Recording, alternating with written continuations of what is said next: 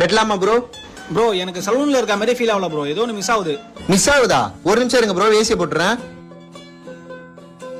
இப்போ ஓகேவா ப்ரோ?